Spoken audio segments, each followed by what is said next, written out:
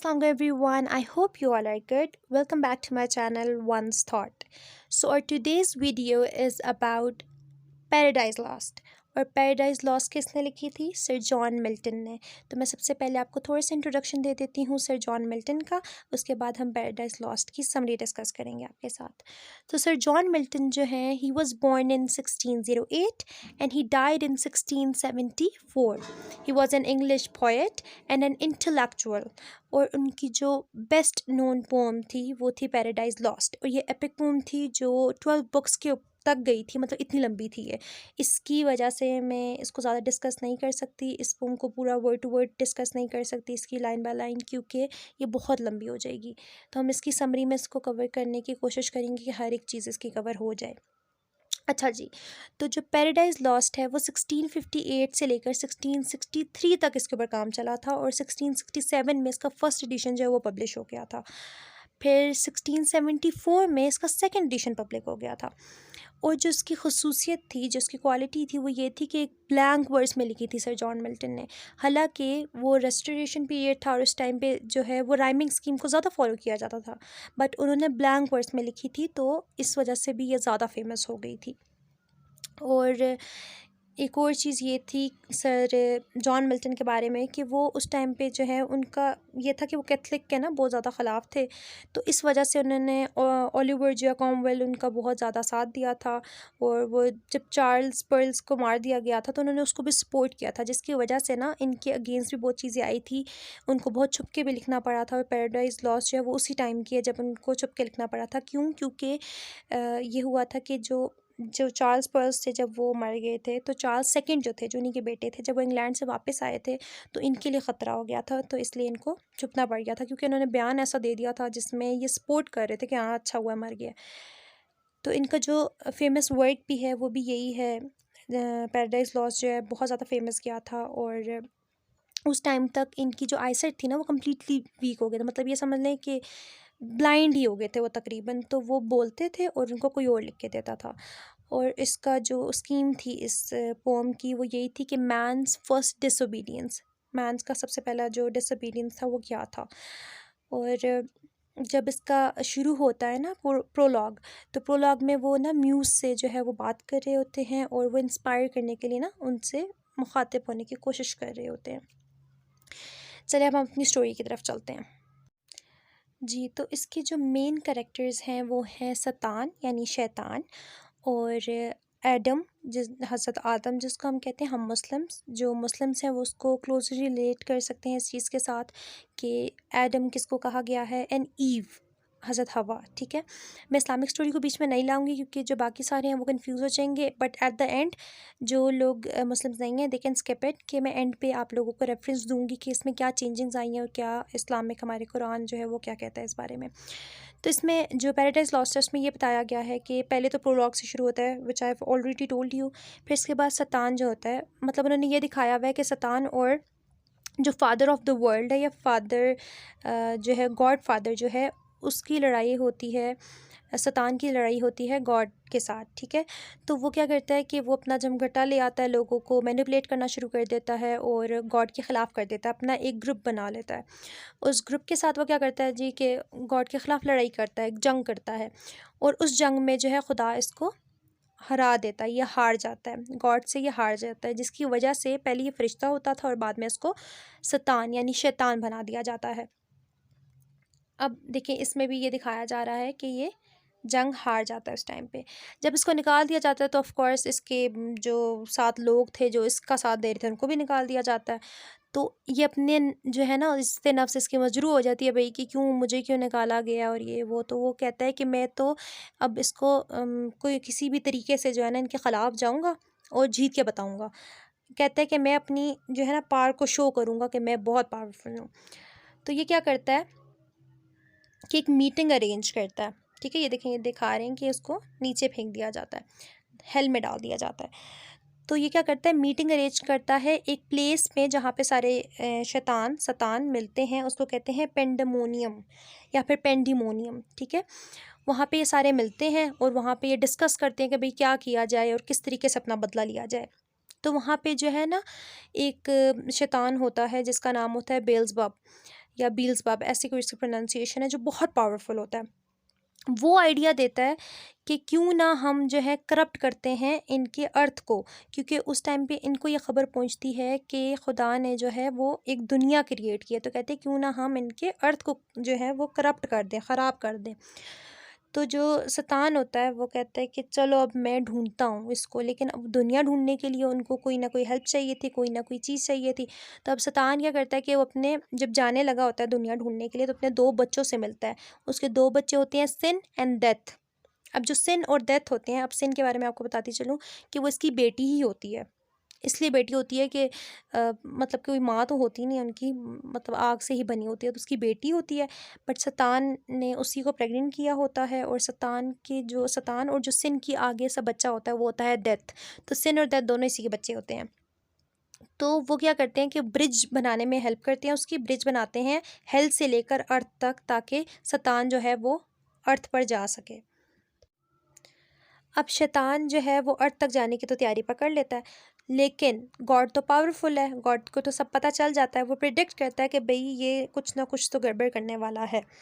अब गॉड ने अपना सबसे जो पहला इंसान बनाया होता है वो होता है एडम। एडम को बनाता है, जिसको फादर ऑफ मैनकाइंड भी कहते हैं, और ईव को एडम की ही रिब से बनाते हैं, पसली से बनाते हैं, ठीक है। जब वो बन जाते हैं दो, तो उनको पैराडाइज में छोड़ आते हैं कि आप जाएं पैराडाइज में, जाएं जो मर्ज़ी खाएं, बट आपने एक फ्रूट है जिसको कहते हैं फ्रूट ऑफ नॉलेज, आपने उसको हाथ नहीं लगाना और उसको नहीं खाना, और उनको रिस्ट्रिक्ट कर देते हैं कि इसको हाथ नहीं लगाना। अब क्या होता है कि जब शैतान जो है वो जाता है दुनिया तक भी, दुनिया को भी देख आता है, जब वो वापस आता है तो अब उसकी कोशिश होती है कि वो पैराडाइज में दाखिल हो। वो जो पैराडाइज का गार्ड होता है उसको बेवकूफ़ बनाता है। शैतान जो है वो एंजल बन के जाता है, उसके सामने अपना रूप चेंज कर लेता है और जाके पैराडाइज के अंदर घुस जाता है। जब वो पैराडाइज में देखता है कि दो इंसान हैं और देखता है कितनी खूबसूरत है जन्नत, तो उसको जेलसी होती है। वो कहता है अब तो मैं जो है कुछ ना कुछ तो करूँगा, यहाँ पे कोई ना कोई तो गड़बड़ करूँगा। तो अब उसके जहन में यही चीज़ें घूम रही होती हैं। तो इतने में क्या होता है कि एडम और ईव जो है वो आपस में बातें कर रहे होते हैं उसी फ्रूट ऑफ नॉलेज की, कि हमें तो जो है इस तरीके से खुदा ने मना किया कि हमने उसको हाथ नहीं लगाना और हमने वो नहीं खाना। ये चीज़ें जो है वो शैतान के जो है कान में डल जाती हैं। वो अब क्या करता है कि कहता है कि अब तो मैं ये फ्रूट जो है ना इनको खिलवा के ही रहूँगा, चाहे जैसे मर्ज़ी करूँ, मैं खिलवा के ही रहूँगा। फिर क्या होता है कि अब वो एडम और ईव जो हैं वो सो जाते हैं। जब वो सो जाते हैं तो शैतान जो है वो फ्रॉग का रूप लेकर आता है वहाँ पे, और ईव के पास जाने लगा होता है कि वहाँ पे एक एंजल है जिसका नाम है गैब्रियल। गैब्रियल जो है वो उसको ढूंढ लेता है। अब उनके आपस में लड़ाई ही होने लगी होती है कि अल्लाह ताला जो हैं, अल्लाह तो नहीं, गॉड जो हैं वो ऊपर से गोल्डन जो है नेल्स जो है वो लटका देते हैं स्काई से, जिसको देख के जो है शैतान उस टाइम पे भाग जाता है। अब उनको पता चल गया होता है कि भाई ये तो अब इन्हीं कोशिशों में है कि कोई ना कोई तो गड़बड़ करेगा। तो वो जो रेफिल होता है वहाँ पे एक और फरिश्ता, उसको जो है भेजते हैं कि रेफिल नाम था या रेफिल था, रेफिल वैसे उसको कहते हैं। तो वो जाता है और जाके वहाँ पे वार्न करता है एडम को और ईव को कि भाई तुमने इस से जो है होशियार रहना है, ये तुम्हें वर्गलाएगा, सब करेगा, लेकिन तुमने नहीं जो है उसकी बातों में आना और इस फ्रूट को नहीं खाना। और वो डिफरेंट चीज़ें भी बताते हैं कि भाई इस तरीके से इनकी आपस में लड़ाई हुई थी गॉड और शैतान की, और ये सब हुआ था, वो अपने गुरूर की वजह से गया था, ये सारी बातें बता देता है एडम को। अब एडम को ये जब सारी बातें पता चल जाती हैं भाई, वो हो जाते हैं कि हाँ हमने इससे बच के रहना है। अब क्या होता है कि शैतान फिर से एंटर होता है। अब वो फिर से एंटर होता है सांप के रूप में। अब आपने एक चीज़ यहाँ पे याद रखनी है कि जो सांप है ना, इस वाली पिक्चर में इतना क्लियर नहीं है, बट उस सांप के हाथ थे, लाइक उनके हैंड्स भी थे, फीट्स भी थे। अभी तो बिल्कुल रेंगते हुए नज़र आते हैं ना, रेंगते हुए नहीं थे, उनके हैंड्स भी थे, उनके फीट्स भी थे, फीट भी थे, सॉरी फीट्स कह रही हूँ, फीट भी थे। तो वो रेंगते हुए मतलब अब नज़र आते हैं। तो हुआ क्या कि वो वहाँ पे जाता है ईव के पास और ईव को वर्गलाना शुरू करता है। वो ईव से पहले बातें करता है फजूल की, उसको कहता है आप बहुत प्यारी लग रही हो, ये है वो, मतलब तारीफ़ें करता है। तो ईव पूछती है कि मुझे ये बताओ कि तुम सांप होने के बावजूद बोल कैसे सकते हो। तो शैतान जो है आगे से, यानी जो सांप बन के आया हुआ है, वो आगे से कहता है कि मैंने फ्रूट ऑफ नॉलेज खाया था इसलिए मैं बातें कर सकता हूँ। अब वो मैनिपुलेट कर रहा है। मतलब कोशिश कर रहा है कि भाई मेरे पास इतनी पावर आ गई, मैं बोल सकता हूँ, तुम खाओगी तो देखो तुम्हारे पास कितनी पावर आएगी। तो वो ये बातें कर रहा होता है। फिर आगे से कहता है उसको कि तुम में बिल्कुल हिम्मत नहीं है कि तुम इसको खा सको, तुम तो बिल्कुल डरपोक हो, तुम तो ये हो, तुम तो वो हो, कि उसको इतना वर्गला देता है कि वो खा लेती है। जब ईव खा लेती है वो फ्रूट, तो वो फ्रूट जो है एडम को भी देती है कि एडम तुम भी खाओ। अब एडम को पता चल जाता है कि भाई इसने तो बहुत गलत हरकत कर दी है ये खा के। एडम जो है वो ईव की मोहब्बत में वो फल खा लेते हैं, क्योंकि वो नहीं चाहते होते कि अब ईव जो है वो अकेले सफ़र करे, क्योंकि वो ईव से बहुत ज़्यादा मोहब्बत करते होते हैं। लेकिन वहाँ पे उस फ्रूट ऑफ नॉलेज की वजह से, क्योंकि उनके पास तो एक लिमिटेड नॉलेज होती है जितनी उनको गॉड ने दी होती है, बट फ्रूट ऑफ नॉलेज की वजह से उन दोनों में लस्ट आ जाती है, बॉडीज़ की लस्ट आ जाती है, वो फिजिकली एक दूसरे के साथ अट्रैक्ट करते हैं, और इनसे एक और मिस्टेक हो जाती है। जब गॉड को इन सब चीज़ों का पता चलता है तो गॉड उसे से कहता है कि निकल जाओ हेवन से, दुनिया में चले जाओ। अब क्या होता है कि वो अपना फरिश्ता जो है एक माइकल नाम से, वो उसको भेजते हैं, एंजल होता है, कि निकालो इन दोनों को बाहर जन्नत से। बट वहाँ पे क्या होता है कि वो दोनों माफ़ी भी मांगते हैं, बट गॉड उनको माफ़ नहीं करता और दुनिया में भेज देता है। लास्ट टाइम पे माइकल जो है वो सारी चीज़ें, सिचुएशन बताता है, फ्यूचर बताता है कि फ्यूचर में तुम लोगों के साथ और तुम लोगों की वजह से लोगों के साथ ये होगा। ईव की पनिशमेंट ये होती है कि उसको बॉडी से अपनी बच्चा पैदा करना था और उसका दर्द सहना पड़ेगा, और उसकी वजह से जितनी भी औरतें आएंगी सबको ये दर्द सहना पड़ेगा। और जो एडम है उसकी सज़ा ये थी कि उसको पूरी ज़िंदगी जो है कमाना पड़ेगा, बाहर जो है मेहनत मुशक्क़त करनी पड़ेगी, अपने बच्चों के लिए कमा कर लाना पड़ेगा। और एंड टाइम पे ये भी बताया उसने कि फ्लड आएगा, सैलाब आएगा, जिसमें सब बह जाएगा, सब तबाह हो जाएगा, लेकिन नोआ एक आदमी होगा जो बच जाएगा, जो एक नाव बनाएगा। इस तरीके का देखिए, सैलाब आएगा और नोआ बनाएगा अपनी कश्ती, और जो है वो सेवियर बनेगा, और उसके बाद जीसस आएंगे, वो ह्यूमैनिटी के लिए सेक्रीफाइस करेंगे और इस तरीके से दुनिया को बचाएंगे। ये स्टोरी जो है वो पैराडाइज लॉस्ट की थी, ये उसकी एंडिंग थी। But I would love to tell you about the Islamic point of view. तो इस्लामिक पॉइंट ऑफ व्यू से ये जो पूरा वाक़या है हज़रत आदम अलैहिस्सलाम का, वो सूरह बकरा में है, और इसकी वर्सेस हैं लाइक 30 to 36 और 39, इसी तरीके से आप सर्च कर लीजिएगा। उसमें जिस तरीके से ये बताया गया है वो थोड़ा सा चेंज है, और पैराडाइज लॉस्ट में थोड़ी सी चीज़ें चेंज हैं, बट इसमें दिल में लेने वाली कोई बात नहीं है, बिकॉज जो पैराडाइज लॉस्ट थी it was just a poem, जिसको एक मॉरल लेसन के तौर पे बताया गया था कि फ़र्स्ट डिसोबीडियंस क्या थी। बट कुरान में ऑफ कोर्स चीज़ें चेंज हैं, और क्योंकि वो रियलिटी है तो मैं आपसे ज़रूर डिस्कस करूँगी। People who are non Muslim and who don't want to listen to it, you can surely leave the video here, but जो सुनना चाहते हैं स्टिल नॉन मुस्लिम होने के बावजूद अपने नॉलेज के लिए, दे कैन। तो उसमें ये था कि सबसे पहले मैं आपको वर्स बता दी कि सूरह बकरा में है ये। उसके बाद हज़रत आदम अलैहिस्सलाम को अल्लाह ताला ने सबसे पहले तख्लीक किया था। सबसे पहले इंसान हज़रत आदम अलैहिस्सलाम थे। हज़रत आदम अलैहिस्सलाम का सबसे पहले मिट्टी का पुतला बनाया गया था, उनमें रूह नहीं फूंकी गई थी।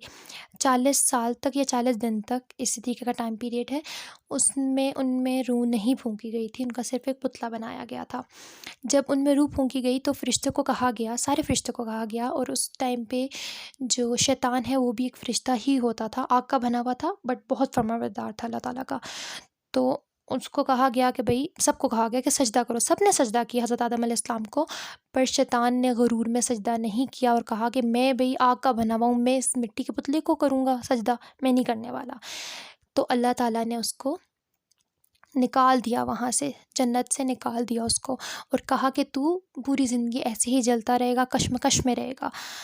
तो वो उसने भी ठान ली कि भाई मैं तो अब जो है करूँगा, दुनिया बर्बाद करूँगा, तेरे इंसानों को वर्गलाऊँगा। तो अल्लाह ताला ने फरमाया कि तू जितना वर्गलाना चाह सकता है वर्गला, पर जो मेरे बंदे होंगे, जो मोमिन होंगे, वो तेरे बहकावे में नहीं आएंगे। लेकिन जब तक तू उनको बहकाएगा और अगर तेरे बहकावे में आके वो कुछ गलत करेंगे, तो जब तक वो मुझसे माफ़ी मांगेंगे मैं उनको माफ़ करता रहूँगा। तो मतलब हमें इसलिए माफ़ी की छूट ज़्यादा दे दी गई थी उस टाइम पे। फिर उसके बाद क्या हुआ कि हज़रत आदम अलैहिस्सलाम को जो चीज़ों के नाम सिखाए गए, उस टाइम पे बहुत से फ़रिश्तों ने भी जो है इस चीज़ पे बोला कि अल्लाह ताला ये आप क्यों फ़साद बना रहे हैं, मतलब फ़ितना है इंसान, और वो जाके जंग करेगा, लड़ाइयाँ करेगा, तो आप क्यों इसको बना रहे हैं। तो हज़रत आदम को अल्लाह ताला ने कुछ चीज़ों के नाम सिखाए थे, तो अल्लाह ताला ने फरमाया फ़रिश्तों को कि क्या तुम इन चीज़ों के नाम जानते हो। तो फ़रिश्तों ने कहा कि अल्लाह जी, जितना आपने हमें सिखाया हम सिर्फ उतना ही जानते हैं। तो हज़रत आदम अलैहिस्सलाम को अल्लाह ताला ने हुक्म दिया कि आप फ़रिश्तों को इन चीज़ों के नाम बताएं, तो हज़रत आदम ने बता दिया। तो अल्लाह ताला ने फ़रमाया कि जो मैं जानता हूँ वो तुम लोग नहीं जानते, यानी हम लोगों के बनाने का कोई ना कोई मकसद है, और दुनिया में जितनी भी चीज़ें हैं उनका कोई ना कोई ज़रूर कोई मकसद है। कोई भी चीज़ अल्लाह ताला ने बिना मकसद के नहीं बनाई। जब इस तरीके से हुआ और हज़रत आदम अलैहिस्सलाम को जन्नत में डाल दिया गया, उनको कहा गया जो मर्ज़ी खाओ, बस वो गंदम का जो फल है तुमने नहीं खाना। उसके बाद भी जन्नत में रहने के बावजूद, इतनी प्यारी जगह होने के बावजूद, हज़रत आदम जो हैं वो बहुत लोनली फ़ील करते थे। उनको मतलब बहुत अकेला फ़ील होता था वहाँ पे।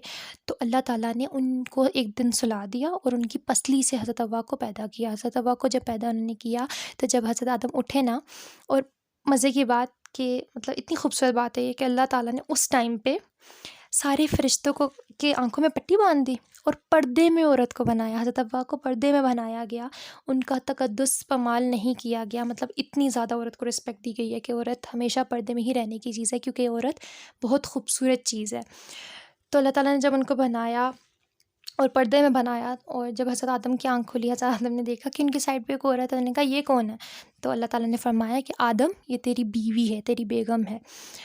तो हज़रत आदम अलैहिस्सलाम मतलब हैरान थे, उनको मतलब समझ नहीं आई कि ये क्या हो रहा है। तो अल्लाह ताला ने हज़रत आदम और हज़रत हव्वा का निकाह पढ़वा दिया, और पहला रिश्ता जो बना वो मियाँ और बीवी का बना। अब उसमें यही चीज़ है, जब शैतान ने उनको वर्गलाया, उन्होंने वो फल खा लिया जन्नत में, तो उसकी वजह से उनको जन्नत से निकाल दिया गया। अल्लाह ताला के गुस्से का वो शिकार हो गया। अल्लाह ताला से उन्हें माफ़ी मांगी। अब अल्लाह ताला माफ़ करने वाली ज़ात है, अल्लाह ताला चाहता तो माफ़ कर सकता था, बट ये सारा चीज़ें, जितनी भी सारी चीज़ें थी वो ऐसे ही होनी थी। दुनिया बननी थी, दुनिया में हमने आना था, इस वजह से अल्लाह ताला ने उनको माफ़ नहीं किया, उनको मौका नहीं दिया दूसरा, और उनको दुनिया में भेज दिया। और अल्लाह ताला ने उनसे वादा किया कि मैं एक मुद्दत तक, एक मुकर्रर मुद्दत तक तुम लोगों को खाना वग़ैरह देता रहूँगा, पर उसके बाद तुम लोग अपना खाना खुद तराशोगे, खुद ढूँढोगे। तो इसलिए मतलब ये हुआ सब कि हम दुनिया बन गई, हज़रत हव्वा और हज़रत आदम की औलाद हुई। उसके बाद ये सारी जो नस्ल है वो चली। सबसे पहला रिश्ता मियाँ बीवी का आया, फिर उसके बाद जो है माँ और बच्चे का आया, बाप और बच्चे का आया। उसके बाद मतलब आगे रिश्ते जितने भी हैं वो बनते गए। तो ये इस्लामिक पॉइंट ऑफ व्यू था।